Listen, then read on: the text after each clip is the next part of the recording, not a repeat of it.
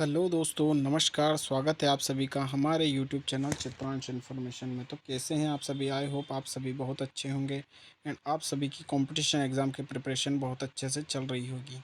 तो दोस्तों, जैसा कि आप सभी जानते हैं कि हम रेगुलरली आपके लिए कंपटीशन एग्ज़ाम के लिए कुछ ना कुछ नए टॉपिक्स लाते रहते हैं, ताकि आप किसी भी कंपटीशन एग्ज़ाम में कोई समस्या ना आए।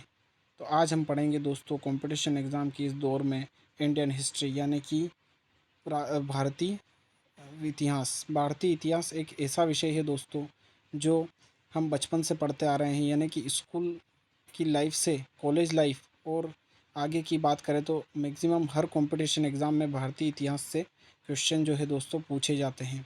तो उन सभी महत्वपूर्ण क्वेश्चन के बारे में हम आज से पढ़ना स्टार्ट करेंगे। आज यह हमारी पहली इंट्रोडक्शन वीडियो है दोस्तों। भारतीय इतिहास का इंट्रोडक्शन, यानी कि उसका जो है शुरुआती दौर और उसकी किस किस टॉपिक के बारे में हमको पढ़ना है, ये सारी जानकारी आज की वीडियो में हम इस इंट्रोडक्शन वीडियो में जो है आपको देंगे। भारतीय इतिहास कहाँ से कहाँ तक का काल रहा है, कहाँ से भारतीय इतिहास की शुरुआत हुई, कहाँ उसका अंत हुआ, या अंत क्या है भारतीय इतिहास का। तो यह चलता रहेगा।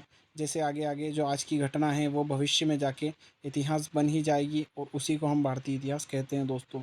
तो चलते हैं दोस्तों, आज की इंट्रोडक्शन वीडियो में हम ये देखते हैं कि हम आज से जो टॉपिक लेने वाले हैं वो कौन कौन से टॉपिक हैं भारतीय इतिहास के, जिन्हें हम पढ़ने वाले हैं, और भारतीय इतिहास के किन टॉपिक्स से जो है हमारी आने वाली कंपटीशन एग्ज़ाम में क्वेश्चंस पूछे जाने वाले हैं। कंपटीशन एग्ज़ाम्स में भी ये क्वेश्चन आपके लिए हेल्पफुल रहेंगे यदि आप स्कूल के स्टूडेंट हैं और कॉलेज के स्टूडेंट हैं दोस्तों।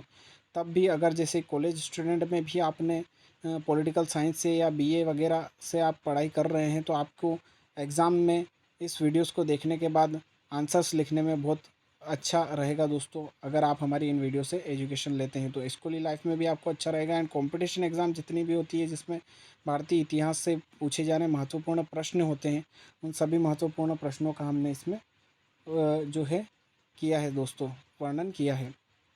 तो चलिए दोस्तों, शुरुआत करते हैं वीडियो की। वीडियो को शुरू करने से पहले दोस्तों हमारे चैनल को सब्सक्राइब और बेल आइकन ज़रूर प्रेस करें, ताकि हमारे हर आने वाली वीडियो आपके लिए और हेल्पफुल रहे और हमें आपके लिए वीडियो बनाने के लिए प्रोत्साहन मिलता रहे। और दोस्तों, इंस्टाग्राम पे हमें ज़रूर फॉलो करें, ताकि आपको जो भी आने वाली वीडियो से उसके नए अपडेट मिलते रहें। एंड दोस्तों, अगर आपकी कोई समस्या भी होती है तो इंस्टाग्राम पे आप हमसे मैसेज करके डिस्कस कर सकते हैं। चलिए दोस्तों, आज की वीडियो को शुरू करते हैं। दोस्तों, हम भारतीय इतिहास की बात करें तो इंडियन हिस्ट्री भारतीय इतिहास को दोस्तों 3 भागों में बाँटा गया है। यह इसलिए दोस्तों कि अगर भारतीय इतिहास इतना बड़ा है कि अगर उसे हम शुरू से लेकर जो अभी तक अगर पढ़ें, तो भारतीय इतिहास में हम बहुत सी जगह कन्फ्यूज़ हो जाएंगे। बहुत से प्रश्नों में हम असहजता महसूस करेंगे। इसलिए दोस्तों, हमने जो भारतीय इतिहास को है 3 कालों में बाँटा है, 3 खंडों में बाँटा है। 3 खंडों में बाँटने से दोस्तों भारतीय इतिहास का जो अध्ययन करना है वह बहुत आसान हो चुका है। तो दोस्तों, भारतीय इतिहास का जो प्रथम चरण है वह है एंशिएंट इंडिया, यानी कि प्राचीन भारत। प्राचीन भारत का जो इतिहास है वह हम एंशिएंट इंडिया में पढ़ेंगे। उसके बाद दोस्तों हम पढ़ेंगे मेडिवल इंडिया, यानी कि मध्ययुगीन भारत, यानी कि मध्यकाल भारत। मध्यकाल में जो भारत का इतिहास है उसके बारे में हम मध्ययुगीन भारत में पढ़ेंगे। उसके बाद है मॉडर्न इंडिया, यानी कि आधुनिक भारत।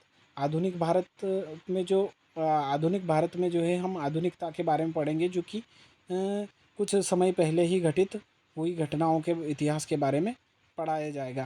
अब चलते हैं दोस्तों, एंशिएंट इंडिया, मध्यकालीन इंडिया और आधुनिक भारत, यानी कि ये इनका इतिहास जो है, इनके अंदर भी क्या क्या है, इनको भी बहुत भागों में बांटा गया है, जिससे हम उन्हें अच्छे से समझ सकें। तो इनमें किन किन हिसाब से इनको बांटा गया है उसके बारे में हम चर्चा करते हैं। तो दोस्तों, भारतीय इतिहास में हम बात करते हैं एंशिएंट इंडिया, यानी कि प्राचीन भारत के इतिहास की हम बात करें तो दोस्तों, भारत में आदिमानव के जीवाश्म नहीं मिले हैं। यानी कि जो हमारा भारत है इसमें दोस्तों आदिमानव के जो जीवाश्म है, यानी कि उनके मरने के बाद जो उनकी जो कंकाल होते हैं उस टाइप के उनके जो जीवाश्म हैं वह भारत में नहीं मिले हैं। भारत में सबसे प्रारंभिक मानव उपस्थिति का संकेत निक्षेपों से प्राप्त लगभग 2.5 लाख ईसा पूर्व के पत्थर के औजारों से मिलता है। यानी कि 2.5 लाख वर्ष ईसा पूर्व जो है दोस्तों, पत्थर के औजार जिनका इस्तेमाल लोग उस समय पे जीवन यापन के लिए करते थे, उनसे हम अनुमान लगाते हैं कि 2.5 लाख ईसा पूर्व जो है भारत का इतिहास प्रारंभ हुआ है। हालांकि हाल ही में महाराष्ट्र की बोरी से प्राप्त हुए कलाकृतियों से पता चलता है कि भारत में मानव की उपस्थिति लगभग 14 लाख वर्ष पहले हुई थी। यानी कि हाल ही में दोस्तों जो वैज्ञानिक है भारत के, उन्होंने खोज किया तो महाराष्ट्र की बोरी में ये कुछ कलाकृतियाँ जो है भारत के वैज्ञानिकों को प्राप्त हुई है। उन वैज्ञानिकों की कलाकृतियों से यह संबोधित हुआ है कि लगभग 14 लाख वर्ष पहले जो है भारत में मानव की उपस्थिति थी। चलिए दोस्तों आगे बढ़ते हैं। और दोस्तों प्राचीन भारत के इतिहास का जब अध्ययन वैज्ञानिकों द्वारा किया गया तो उनका यह कहना भी है कि अपनी पहली उपस्थिति से लेकर लगभग 3000 ईसा पूर्व तक, यानी कि अपनी जो पहली उपस्थिति जो मनुष्य की मानी गई है 14 लाख वर्ष पूर्व मनुष्य का जो अस्तित्व माना गया है वैज्ञानिकों द्वारा। तो वैज्ञानिकों का कहना है कि जो पहली उपस्थिति थी भारत में मानव की, उसके 3000 ईसा पूर्व तक मनुष्यों ने विभिन्न उद्देश्यों के लिए केवल पत्थर के औजारों का उपयोग किया। यानी कि पत्थर से बने औजारों का इस्तेमाल किया गया 3000 ईसा पूर्व तक जो है मानव उस समय उपस्थित थे उनके द्वारा।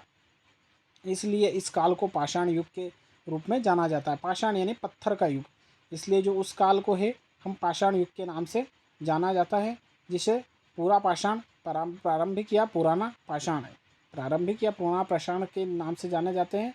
फिर मेसोलिथिन मध्य पाषाण यानी कि बीच का पाषाण युग, और नवपाषाण यानी कि नया पाषाण, नए पत्थर युग के विभाजन में 3 भागों में इसको बांटा गया है। चलिए दोस्तों अब बात करते हैं मेडिवल इंडिया यानी कि मध्यकालीन भारत के बारे में। अब बात करते हैं दोस्तों मेडिवल इंडिया यानी कि मध्य युगीन भारत यानी कि मध्यकाल के भारत के इतिहास के बारे में। तो पश्चिम युग के उदय तक भारत संभवतः दुनिया का सबसे अमीर देश था। ऐसे देश ने उत्पत्ति मंगोल और उनके वंशजों के लिए अतिरोधक लक्ष्य प्रस्तुत किया, जो वर्तमान में अफगानिस्तान, उज्बेकिस्तान और तजाकिस्तान में बसे थे, जो उत्तर पश्चिम भारत की तुलनात्मक रूप से आसान पहुँच के भीतर थे। इसके अलावा हम मध्यकालीन युग का और अध्ययन करें तो इस समय उत्तर पश्चिम युद्धोत्तर राज्यों का एक समूह था, जो मंगोलों के खिलाफ एकजुट होने की तुलना में अपने पड़ोसियों के साथ हिसाब किताब बराबर करने में अधिक रुचि रखते थे। यह आश्चर्य की बात नहीं है कि महमूद गजनवी की सेनाओं ने इतनी आसानी से भारतीय राजाओं को हरा दिया। अब बात करते हैं दोस्तों मॉडर्न इंडिया यानी कि आधुनिक भारत के इतिहास की। तो दोस्तों मॉडर्न इंडिया यानी कि आधुनिक भारत के इतिहास में सर्वप्रथम हमने कुछ इन टॉपिक्स के बारे में पढ़ना मुख्य रूप से माना गया है कि पहला टॉपिक तो हमारा होगा यूरोपीय लोगों का आगमन, दूसरा होगा गवर्नर जनरल्स के बारे में पढ़ेंगे। यूरोपीय लोगों के आगमन के बाद जो यूरोपीय लोगों का गवर्नर जनरल रहे उनके बारे में हम पढ़ेंगे। उसके बाद 1857 की क्रांति, जो कि भारत के इतिहास की पहली क्रांति मानी जाती है। 1857 की जो विद्रोह है, जिसे 1857 की क्रांति के रूप में भी जाना जाता है, उसके बारे में पढ़ेंगे। उसके बाद दोस्तों हम पढ़ेंगे सामाजिक एवं सांस्कृतिक विद्रोह। सामाजिक और सांस्कृतिक विद्रोह, जैसे कि बाहर से जो लोग आए थे वो हमारे सामाजिक और सांस्कृतिक कलाकृतियों और हर चीज़ों पर घात कर रहे थे, उसका भी विद्रोह किया गया था। उसके बाद दोस्तों भारत के वायसराय्स के बारे में पढ़ेंगे, जो कि 1858 से 14 अगस्त 1947 तक हमारे भारत में कितने वायसराय रहे हैं। भारतीय राष्ट्रीय आंदोलन, भारत ने कितने राष्ट्रीय आंदोलन किए उनके बारे में भी हम पढ़ देंगे। फिर भारत का संवैधानिक विकास कैसे हुआ उसके बारे में भी हम पढ़ेंगे। ब्रिटिश की शिक्षा नीति और आधुनिक शिक्षा विकास के बारे में भी हम मॉडर्न इंडिया यानी कि आधुनिक भारत में पढ़ेंगे। इन सब टॉपिक्स का जो है दोस्तों आज हमने परिचय लिया है। कल से हम जो है हमारी शुरुआत करेंगे पढ़ने की एंशिएंट इंडिया यानी कि प्राचीन भारत के जो इतिहास है वहाँ से हम पढ़ना प्रारंभ करेंगे पहले टॉपिक से। हर टॉपिक वाइज जो है हमारा lecture wise first lecture, second lecture, इस टाइप से वीडियोस आते रहेंगे। वीडियोस की मोर डिटेल्स के लिए दोस्तों हमारे इंस्टाग्राम पेज को ज़रूर फॉलो कर लें, और हमारी जितनी भी वीडियो आएगी सारा अपडेट आपको इंस्टाग्राम से मिल जाएगा। आपको हमारी पढ़ाई हुई वीडियो में अगर कोई इशू होता है, किसी प्रकार की कोई समस्या आती है, तो आप हमसे हमारे इंस्टाग्राम चैनल पर डिस्कस कर सकते हैं। एंड दोस्तों आप वीडियो को लाइक, चैनल को सब्सक्राइब ज़रूर करें, ताकि हर आने वाली वीडियो से आपको और ज़्यादा अधिक लाभ मिलता रहे।